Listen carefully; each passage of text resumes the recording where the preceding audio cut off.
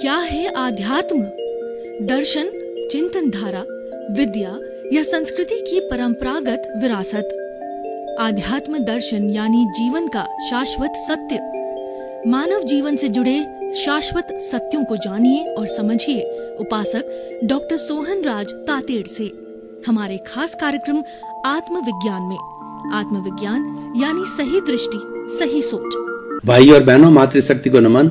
Studio में आपका हार्दिक स्वागत है, अभिनंदन है, सत्कार है। आत्मविज्ञान साइंस ऑफ द सोल कार्यक्रम के अंतर्गत हम आपको जो है राइट विजन, राइट थिंकिंग, सही दृष्टि, सही सोच के अंतर्गत आपके भीतर जो कोई भी नकारात्मक भाव चल रहे हैं, उन नकारात्मक भावों को किस तरीके से हटा करके हम सकारात्मक बना सकते हैं, उसके बारे में हम सारी योजना बताते हैं, उपदेश देते हैं और उसके सारे के अंदर सारी हम प्रैक्टिकल और थ्योरी लेकर के आते हैं। और हमारा मुख्य उद्देश्य है कि आपके जीवन को अच्छा बनाना है। आपके जो कार्य करने की पद्धति उसको जो आप कार्य जो भी करो उसमें डिस्टरबेंस नहीं है, पर आपकी सोच को हम डेवलप करना चाहते हैं, आपकी दिशा को हम सही करना चाहते हैं। हमारा उद्देश्य यही है कि दिशा बदल दो, दशा बदल जाएगी। तो आज हम उसी क्रम में बहुत सुंदर एपिसोड लेकर के आपके सामने हाजिर हो रहे हैं। तो हमारा आज का एपिसोड है भावनात्मक विकास। भाई और बहनों, अति सुंदर विषय है।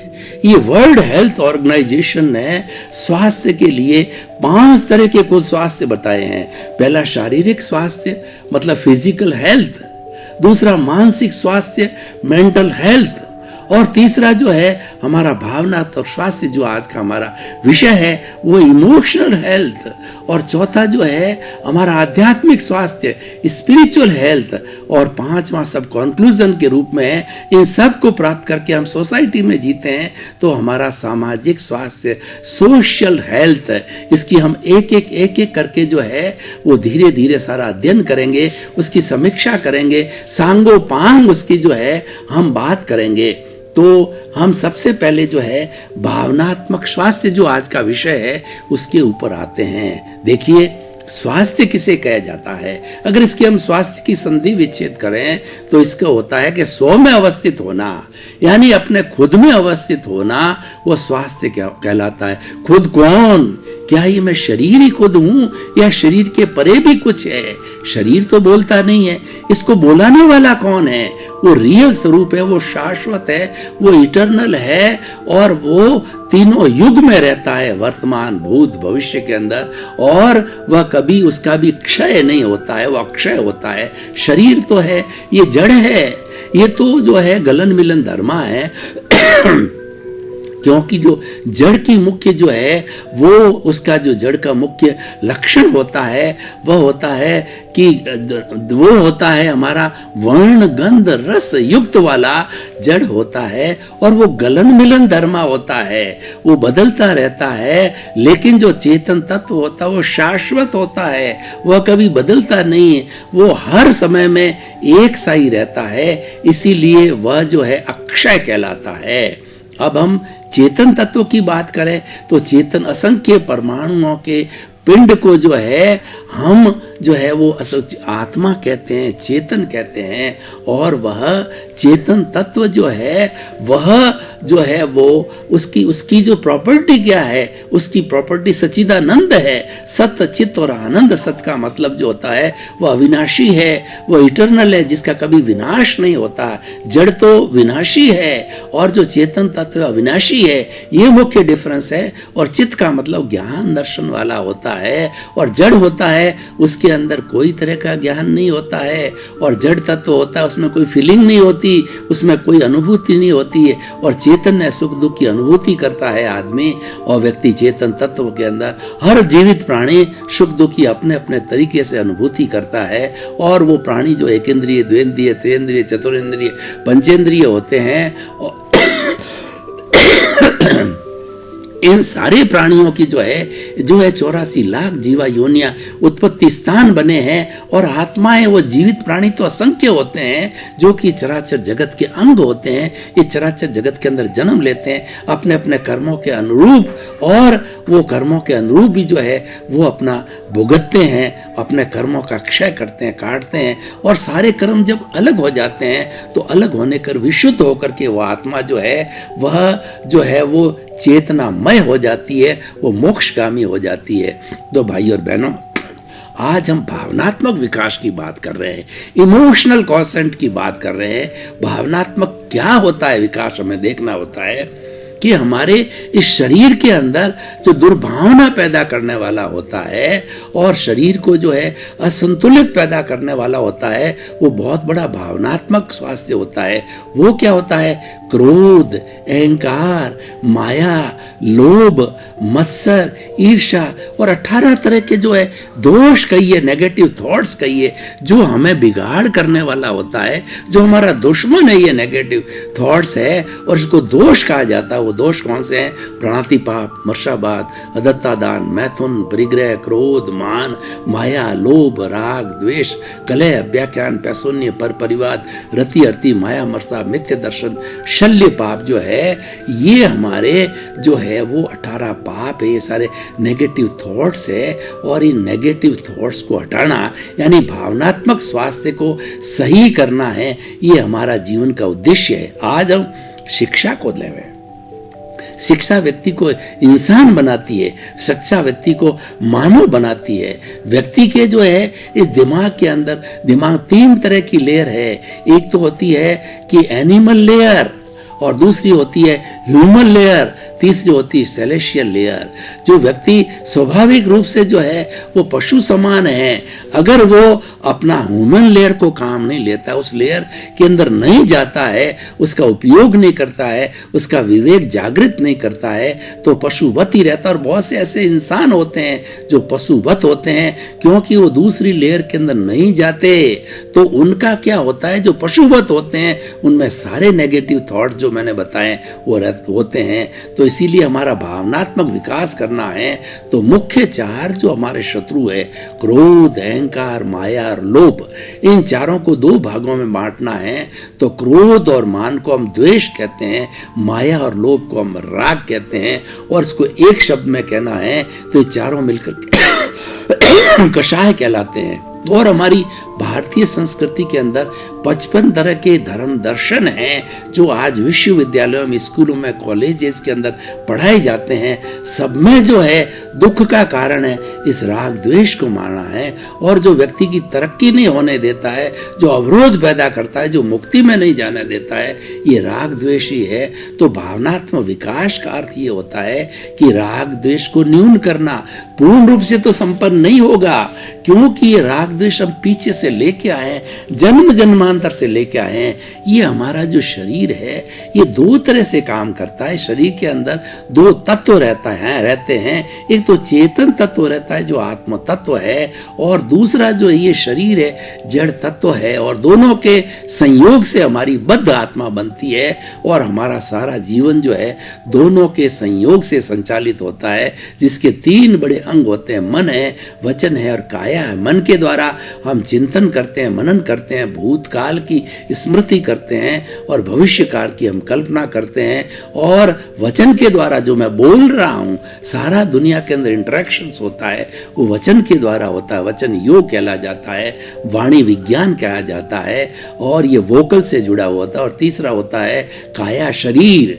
हर एक काम होता है सब शरीर से होता है। और एकेंद्रिय जैसे पशु पक्षी है, जैसे एकेंद्रिय में मान के चले पेड़ पौधे हैं, तो ये भी एक शरीर के रूप में होते हैं। और पशु है, पक्षी है, सब शरीर से काम करते हैं। शरीर ही हिलता है, शरीर ही डुलता है, शरीर ही काम करता है, शरीर ही परिश्रम करता है, शरीर ही कर्म करता है। तो ये 3 बड़े बड़े साधन है हमारे उसके साथ में। तो हमारा भावनात्मक विकास कैसे अच्छा हो, तो कुछ हम प्रयोग करेंगे इसके। और आपको, क्योंकि हमारा आत्मविज्ञान कार्यक्रम इसके केंद्र में आत्मा है, और जब केंद्र में आत्मा होती है तो थ्योरी और प्रैक्टिकल दोनों का समायोजन होता है। दोनों का इक्वल इंपॉर्टेंस देते हैं। थ्योरी एक सिद्धांत है और प्रैक्टिकल एक आचार मीमांसा है। जीवन में उतारने के लिए जो है हमारी आचार मीमांसा के रूप में प्रैक्टिकल को रूप करना बहुत जरूरी है। अब देखिए, मैंने मुख्य 4 शत्रु बताए। इसको इमोशनल कॉन्सेंट कहते हैं। और शिक्षा की बात मैं कर रहा था, तो शिक्षा के अंदर क्या होता है कि व्यक्ति को रटन विद्या बहुत कराई जाती है। और आजकल दुनिया के अंदर इतनी विद्याएं, अभी विज्ञान के जो विकास के साथ में सैकड़ों हजारों तरह की विद्याएं आ गई है। एक इंजीनियरिंग की जो पहले लिमिटेड 3-4 ब्रांचें हुआ करती थी, आजकल सैकड़ों ब्रांचें। फिलोसॉफी की एक ही ब्रांच हुआ करती थी, 2 होती थी, पाश्चात्य और जो है भारतीय फिलोसॉफी, जो आज उसकी सैकड़ों ब्रांचेस होगी। क्योंकि ये विज्ञान का विकास है, उसके साथ में शिक्षा का भी विकास हुआ। लेकिन शिक्षा के विकास के साथ साथ में हम ये बताना चाहते हैं कि सबसे बड़ी विद्या है वो आत्मविद्या है। सारी विद्याओं को डोमिनेट करने वाली आत्मविद्या, क्योंकि आत्मविद्या हमारे अस्तित्व को बताती है। आप जो विद्या दूसरा करोगे, धंधा करोगे, नेता बनोगे, गृहिणी बनेगा और अच्छा इंजीनियर बनेगा, डॉक्टर बनेगा, लेकिन वो बनेगा कैसे? जब उसके अंदर आत्म तत्व होगा जो बनेगा। और उसमें सफलता प्राप्त करने के लिए भावनात्मक विकास, अगर व्यक्ति जीवन में सफलता बनाना, जीवन हर एक जीता है। जो व्यक्ति जिसने कि जन्म लिया है वो तो जिएगा, क्योंकि वो पीछे से आयुष्य कर्म लेकर के आए हैं। उतने वर्ष तक वो जिएगा और अपना कर्म करता रहेगा। हर एक व्यक्ति जो है इस जो संसार में आता है, अपने अपने आयुष्य के अनुरूप अपना रोल अदा करता है। इसीलिए कहा गया कि रंग मंच ये जगत है और कर्म खिलावन हार, और नाना रूप बनाए के चेतन खेलन हार।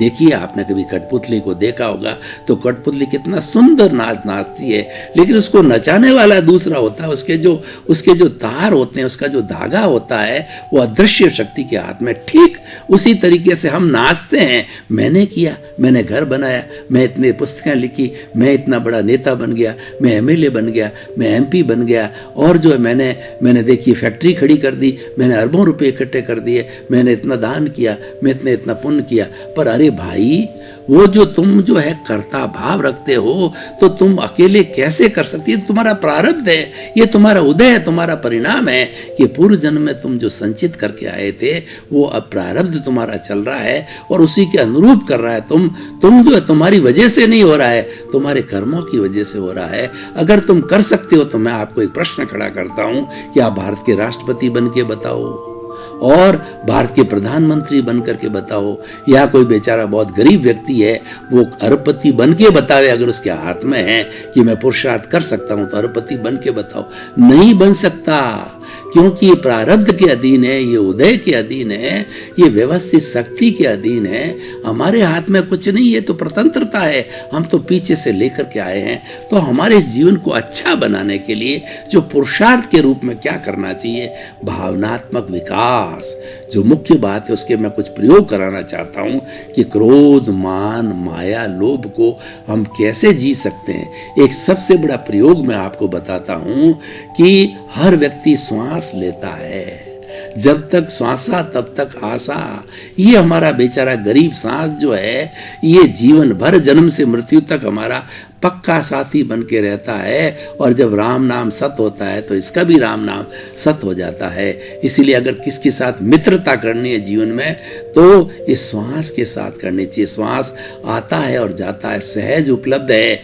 आने और जाने वाले यानी इनहेल और एक्सेल जो है, इस एक स्ट्रोक को हम एक श्वास कहते हैं। सामान्य व्यक्ति बिना किसी टेंशन में, स्ट्रेस में, स्ट्रेन में, क्रोध, अहंकार, माया, लोभ, राग, द्वेष के अंदर आराम से बैठा हुआ है, तो वह घड़ी लेकर के बैठ जाओ कि वो 1 मिनट के अंदर 16 सांस लेता है। और अब देखिए, हमें पुरुषार्थ करना है, हमें अभ्यास करना है। तो आप देखिए, जब श्वास भीतर जा रहा है तो हमारा पेट फूलना चाहिए, और सांस जब बाहर आ रहा है, जो हमारा एक्सेल हो रहा है, उसके अंदर हमारा पेट सिकुड़ना चाहिए। इससे मालूम पड़ जाता है कि सांस आ रहा है और जा रहा है। अब हमें क्या करना है कि थोड़ा सा अभ्यास करके उस श्वास को जो है 10% लंबा लेना है। 10% लंबा लिया और 10% भीतर डाला। अभ्यास करते करते करते करते 10 से इसको 15%, 20% जीवन का एक अंग बनाना है। यानी श्वास को लंबा लेना है, श्वास को समतल लेना, बहुत जोर नहीं लगाना है। इसके अंदर थोड़ा सा अभ्यास 10-20% तो अभ्यास करना है, ये लंबा हो जाता है। व्यक्ति चाहे तो जैसे मैंने 16 सांस के अंदर जो है 10% को जोड़ा तो 16 की जगह 14 हो गया, 20% हो गया 12। अगर व्यक्ति 12 सांस अभ्यास करके 16 से अपना 1 मिनट की 12 सांस प्रतिदिन इस पर वाच करे तो मैं आपको गारंटी के साथ कहना चाहता हूं उस व्यक्ति के क्रोध, मान, माया, लोभ जो है बहुत दुर्लभ, बहुत दुर्बल हो जाएंगे, बहुत बड़ा उपशम हो जाएगा, वो घट जाएंगे। और ज्यों-ज्यों आप 12 से 8 पे आ गए तो 8 पे आने के बाद तो वो और कम हो जाएंगे। और जो बड़े बड़े महापुरुष होते हैं जो समाधि लेते हैं 1 मिनट के अंदर 1 श्वास लेते हैं, उनके तो राग द्वेष होता ही नहीं, वो तो तटस्थ होते हैं, वो तो हर क्षण समभाव में रहते हैं। यानी मैं ये कहना चाहता हूँ भावनात्मक विकास का सीधा संबंध जो है वो हमारे इस जो है वो श्वास के साथ में ये बहुत बड़ा सरल अभ्यास है। एक बच्चा जब स्कूल लाइफ में तभी से हम सांस का जो है उनको कराना चाहिए और जो है सांस का हम अभ्यास कराते रहेंगे और धीरे धीरे हो जाएगा तो ये बहुत सुंदर अभ्यास जो हमारा बन जाएगा। तो भाई और बहनों, एक तो ये प्रयोग मैंने बताया। दूसरा प्रयोग है श्वास से जुड़ा हुआ। मैं बताता हूं कि जो श्वास हमारा आ रहा है और जा रहा है तो हम मेडिटेशन करके श्वास परीक्षा करनी चाहिए, उस आते जाते श्वास को देखना चाहिए। मैं आपको जो है उदाहरण करके बताना चाहता हूं कि आप सीधे बैठ जाइए, आंखें कोमलता से बंद, दोनों हाथ जो ध्यान मुद्रा में रखिए। अब आप सबसे पहले थोड़ा कायोत्सर्ग कीजिए, अपना चित्त है, अपना जो मन है, अपना जो चिंतन है उसको पूरे शरीर में धीरे धीरे घुमाइए और ये सुझाव दीजिए कि शरीर का एक एक कण, शरीर की एक एक कोशिका शिथिल हो जाए। आप सुझाव दीजिए, ऑटो सजेशन दीजिए कि शरीर की एक एक शिथिलता, शरीर का एक एक रोम जो है शिथिल हो जावे। अब अनुभव कीजिए शरीर की हर कोशिका में शिथिलता आ गई है। कोई अकड़न नहीं, कोई जकड़न नहीं, कोई तनाव नहीं, कोई स्ट्रेस नहीं, कोई भारीपन नहीं। मेरा शरीर हल्का हो गया है।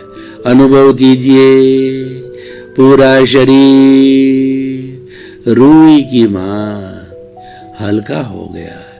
अनुभव कीजिए मेरा शरीर इतना हल्का हो गया है कि अपने स्थान से 1 फुट ऊपर उठ गया है। हल्का हल्का सारा तनाव विसर्जन हो गया है। ये हमारा कायोत्सर्ग हुआ। अब दूसरे साथी को पकड़िए, दोनों नथुनों पर चित्त को केंद्रित कीजिए। देखिए श्वास आ रहा है, जा रहा है। श्वास के आते समय पेट फूलना चाहिए, जाते समय पेट सिकुड़ना चाहिए। श्वास को थोड़ा लंबा कीजिए, लंबा, गहरा, शिथिल।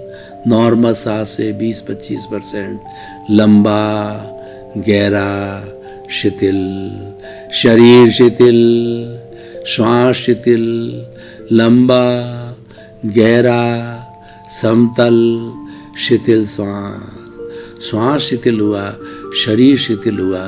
अब हम प्रयोग कर रहे हैं श्वास परीक्षा का। आते जाते दोनों आप चौकीदार की तरह दोनों नथुनों के सेंटर में बैठ जाइए। श्वास आ रहा है, श्वास जा रहा है। क्या ज्ञाता दृष्टा भाव से देखिए, केवल आते जाते श्वास को देखिए। कोई प्रतिक्रिया नहीं, कोई क्रिया नहीं, कोई लाइक नहीं, कोई डिसलाइक नहीं, मात्र देखना है। प्रेक्षा का अर्थ मात्र देखना, राग द्वेष रहित होकर के देखना। मैं अनुभव कर रहा हूं कि श्वास प्रेक्षा से मेरा राग द्वेष घट रहा है, मेरे में समता भाव बढ़ रहा है, कषाय घट रहा है, समभाव बढ़ रहा है, क्रोध मान माया लोभ भावनात्मक विकास हो रहा है। क्रोध मान माया लोभ घट रहे हैं। मेरा इमोशनल विकास हो रहा है, मैं इमोशनल विकास की ओर बढ़ रहा हूँ। श्वास परीक्षा कीजिए। श्वास का संबंध भावनात्मक विकास से सीधा संबंध है। चाहे आप श्वास परीक्षा करिए, चाहे अनुलोम विलोम करिए, कोई भी श्वास का प्रयोग करेंगे वो सीधा भावनात्मक विकास पे ले जाएगा। गहरा संबंध है। अगर भावनात्मक विकास करना चाहते हो तो श्वास के साथ करिए। इस तरीके से धीरे धीरे पुनः अपनी मूल अवस्था में आइए। अनुभव कीजिए शरीर भारी हो रहा है, श्वास भारी हो रहा है, भीतर प्रभु विराजमान है, प्रभु के दर्शन हुए, प्रभु ने आशीर्वाद किया, वो आशीर्वाद हाथ की हथेलियों पर आ गया है। 3 बार हाथ की हथेलियों को मसल करके प्रभु के आशीर्वाद को सिर पर लगाइए।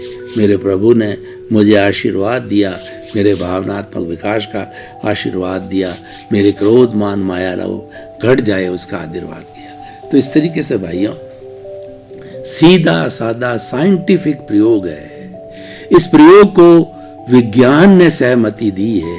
ये विज्ञान सम्मत प्रयोग है। आप विज्ञान सम्मत प्रयोग इसको नापिए।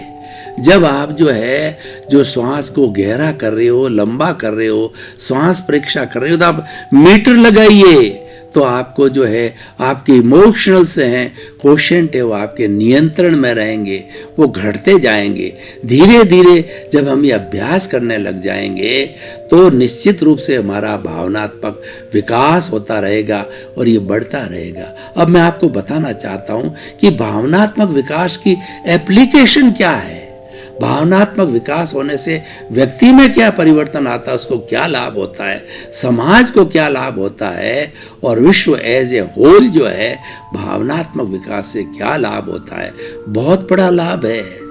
अगर वास्तव में व्यक्ति को अच्छा इंसान बनाना है तो उसके भावना, उसके इमोशंस को न्यून कीजिए। उसके जो इमोशंस हैं, क्रोध मान माया लोभ, जो नेगेटिव इमोशंस है, मैं पॉजिटिव इमोशंस की बात नहीं कर रहा हूँ। पॉजिटिव इमोशंस करुणा है, दया है और जो प्रेम है, ये भी इमोशंस हैं। तो ये किसी के दुख को देख करके दुखी होना और मानवता आना, ये भी इमोशंस। मेरा सारा कहने का अर्थ ये है जो नेगेटिव इमोशंस हैं उसके नियंत्रण की बात कर रहे हैं। अच्छे को क्या नियंत्रण करना है, अच्छे को तो बढ़ाना है। जो खराब है उसको घटाना है और अच्छे को बढ़ाना है, तभी हम अच्छे इंसान बनेंगे।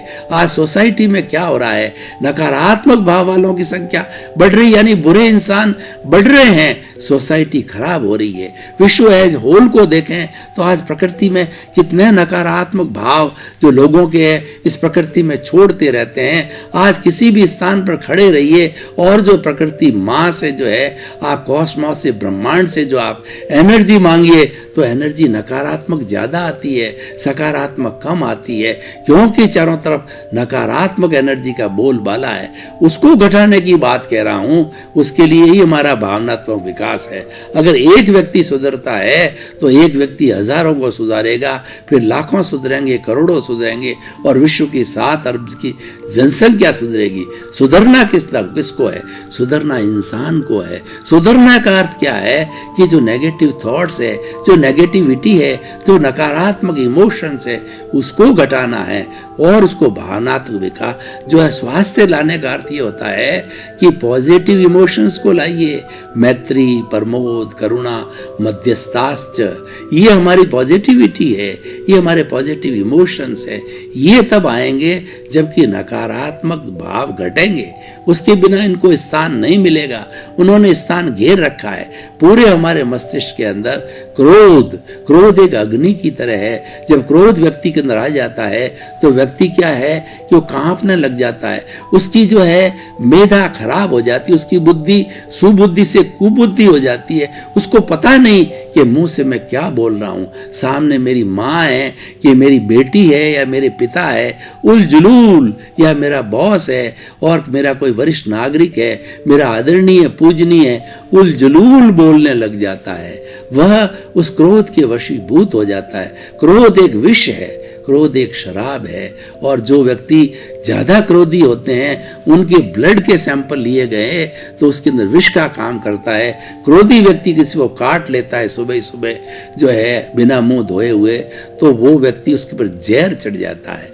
क्रोध एक नाग है, क्रोध एक नागिन है, उसके कंट्रोल की बात कर रहा हूं मैं। अच्छे इमोशंस के कंट्रोल की बात नहीं कर रहा हूं, उनको जगह देने की बात कर रहा हूं, उनको बढ़ाने की बात कर रहा हूं। भाई और बहनों, आपका बहुत बहुत धन्यवाद। हम जो है भावनात्मक स्वास्थ्य की बात कर रहे थे, हर व्यक्ति के लिए चाहिए, समाज के हर व्यक्ति, हर विश्व के लिए चाहिए। और हम आपकी कामना करते हैं कि आपका भावनात्मक विकास अच्छा हो। आप ये हमारा आत्मविज्ञान कार्यक्रम देखते रहिए। ये प्रतिदिन नए नए एपिसोड, बहुत सुंदर सुंदर एपिसोड, हर एपिसोड हमारे जीवन का विकास करने वाला है। इसीलिए इसका नाम ही आत्मविज्ञान है कि वो किसी भी जीवित प्राणी की आत्मा को जागृति में लाता है। आत्मा को जागृति में लाने का अर्थ होता है कि अच्छा पुरुषार्थ करना। तो क्योंकि हमारा उद्देश्य है सर्वे भवन्तु सुखिनः सर्वे भवन्तु निरामया। आपका जीवन आनंदमय हो, मंगलमय हो, सुखमय हो। आपके प्रति बहुत बहुत मंगल का। आत्मविज्ञान में आत्मविज्ञान यानी सही दृष्टि, सही सोच।